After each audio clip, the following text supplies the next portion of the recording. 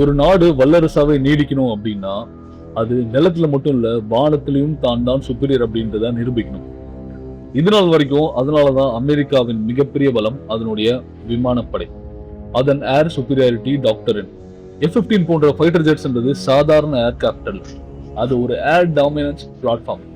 அதோட சிறப்பம்சங்கள் என்னன்னு பாத்தீங்கன்னா, மாக் 2, அதாவது ஒளியின் வேகத்தை விட 2 மடங்கு வேகமா போகக்கூடிய அளவுக்கு திறன் வாய்ந்தது.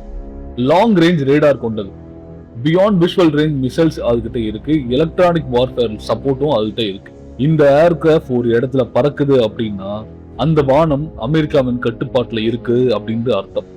ஆனா இந்த கணக்கெல்லாம் இப்போ உடந்துருச்சு. இது நம்ம யாரையும் கிண்டல் பண்றதுக்காகவோ இல்ல ஒரு தோல்வியை கொண்டாடுறதுக்காகவோ நம்ம செய்யல.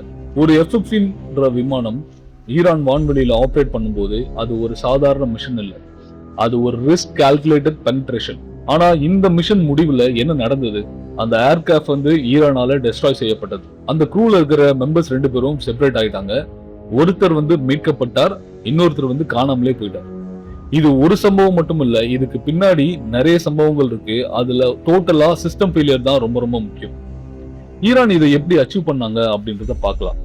இது ஒரு சிங்கிள் மிசைல் சக்சஸ் கிடையாது, ஒரு layered defence system success. Iran பயன்படுத்தினது என்ன அப்படின்னு பார்க்கலாம். Long range surveillance radar, medium range SAM systems, short range point defence, electronic interference and drone sound distraction.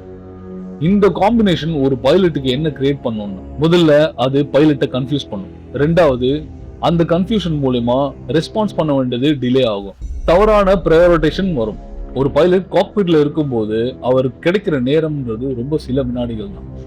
அதுவும் ஈரான் மாதிரி ஏகப்பட்ட மிசைல்ஸ் இருக்கிற ஒரு நாட்டுக்குள்ள அதோடைய ரியாக்ஷன் டைம்ன்றது மிக சில நொடிகள் தான். அந்த சில நொடிகளுக்குள்ள அவரு த்ரெட்டை ஐடென்டிஃபை பண்ணணும், அதுக்கப்புறமா எவைட் பண்ணணும், கவுண்டர் மெஷரையும் பண்ணணும்.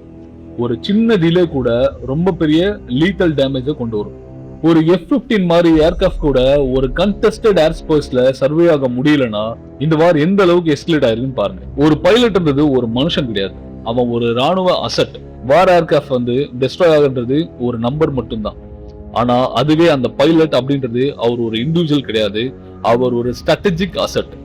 ஒரு ஃபைட்டர் பைலட்டை ட்ரெயின் பண்றதுக்கு 5 to 10 வருஷம் ஆகும். மில்லியன்ஸ் ஆஃப் டாலர் செலவு பண்ண வேண்டியிருக்கும் அந்த காம்பேட் எக்ஸ்பீரியன்ஸை கத்துக்கிறதுக்கு. அவர் கையில இருக்கிறது பயங்கரமான knowledge, mission patterns, communication protocol, tactical decision. இந்த நாலேஜ்லாம் எனிமி கையில போனா அது ஒரு இன்டெலிஜென்ட் ஜாக்பாட். இந்த ஏர்கிராஃப்ட் ஹிட் ஆன பிறகு என்ன நடக்கும் அப்படின்றத பார்க்கலாம். பைலட் ஃபர்ஸ்ட் எஜெக்ட் பண்ணுவாங்க, பாராசூட் டெப்ளாய் பண்ணுவாங்க, அப்புறமா டிசென்ட் பிகம் ஆகும். இந்த டிசென்ட்றது ஒரு ரெஸ்கியூ இல்ல, அது ஒரு சர்வைவல் ஃபேஸ். லேண்டிங் பாயிண்ட் எப்படி நம்ம ஐடென்டிஃபை பண்றது? அது ஒரு அன்னோன் டெரெயினா இருக்கலாம், எனிமியோட டெரிட்டரியில இருக்கும். அப்படி எனிமி டெரிட்டரியில இருந்தா அது ரொம்ப பெரிய ஹாஸ்டல் என்வரான்மெண்ட். இப்போ அந்த பைலட்டோட நிலை என்னவா இருக்கும்?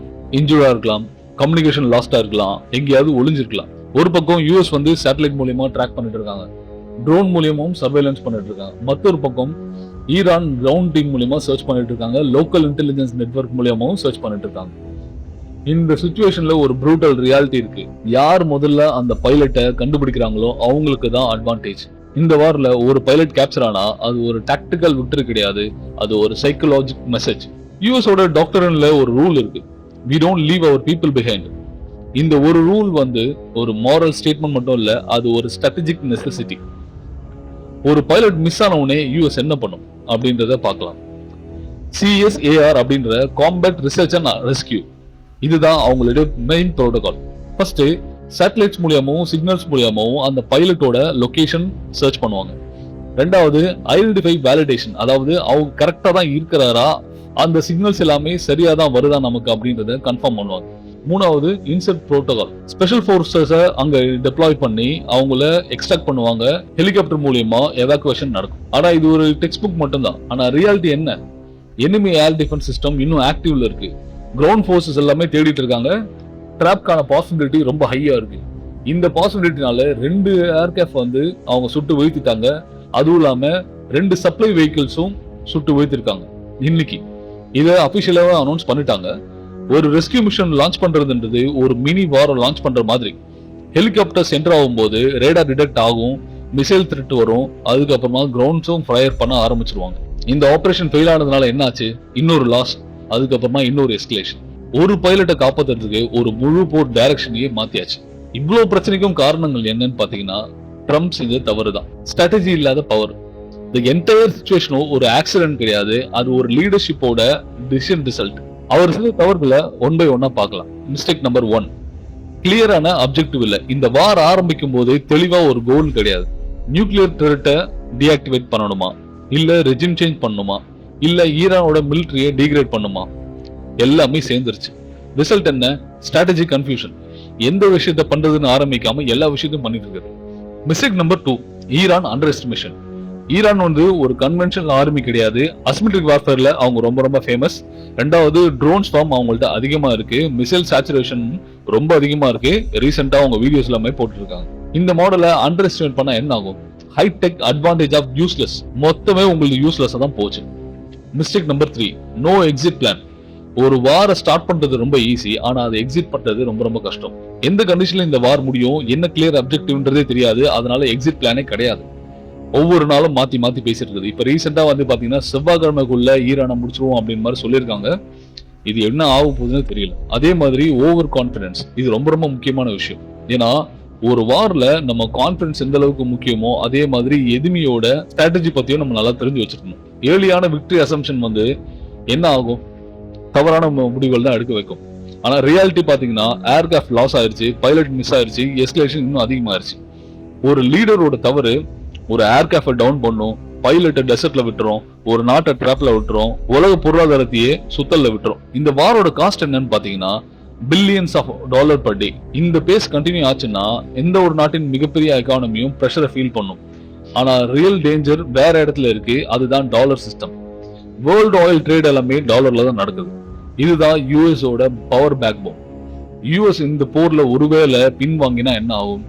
மிடில் ஈஸ்டோட அலைன்மெண்ட் வந்து சேஞ்ச் ஆகும், ஆயில் ட்ரேடு ஷிஃப்ட் ஆகும், டாலர் டிமாண்ட் ரெடியூஸ் ஆகும். அதாவது இந்த ஒரு ஷிஃப்ட் 30 ட்ரில்லியன் டெப்ட் சிஸ்டம் டீஸ்டபிளைஸ் பண்ணும். இந்த கான்ஃபிளிக்ட்ல பிக்கெஸ்ட் லேயர் என்னன்னு பாத்தீங்கன்னா மிலிட்டரி கிடையாது, எக்கானமி. அமெரிக்கன் எக்கானமி எப்படி இயங்குதுன்னு ஃபர்ஸ்ட் பார்ப்போம். இன்னைக்கு தேதிக்கு வந்து 40 ட்ரில்லியன் டாலர்ஸ் வந்து அமெரிக்காவோட கடன். இவ்வளவு கடன் இருக்க ஒரு நாடு எப்படி இன்னும் சூப்பர் பவரா இருக்கு அப்படின்னா அதுக்கு முக்கியமான காரணம் அவங்களுடைய ஸ்ட்ராட்டஜி. அந்த டாலர் டிமாண்ட், ஆயில் ட்ரேட் எல்லாமே டாலர்ல தான் நடக்குது. இந்த வார கண்டினியூ பண்ணா எக்கானமி ப்ளீட் ஆகும்.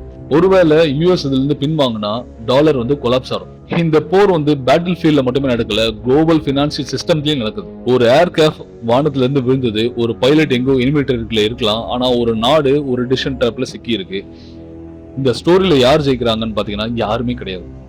ஒரு போர், ஒரு மனிதன், ஒரு கரன்சி, இந்த மூணும் சேர்ந்ததுதான் இந்த காலத்தின் மிகப்பெரிய நெருக்கடி. இந்த வீடியோ உங்களுக்கு பிடிச்சிருந்தா லைக் பண்ணுங்க, கமெண்ட் பண்ணுங்க, உங்க ஃப்ரெண்ட்ஸ் அண்ட் ஃபேமிலிக்கு ஷேர் பண்ணுங்க. நாளைக்கு ஒரு வீடியோல உங்களை பாக்குறேன். பை.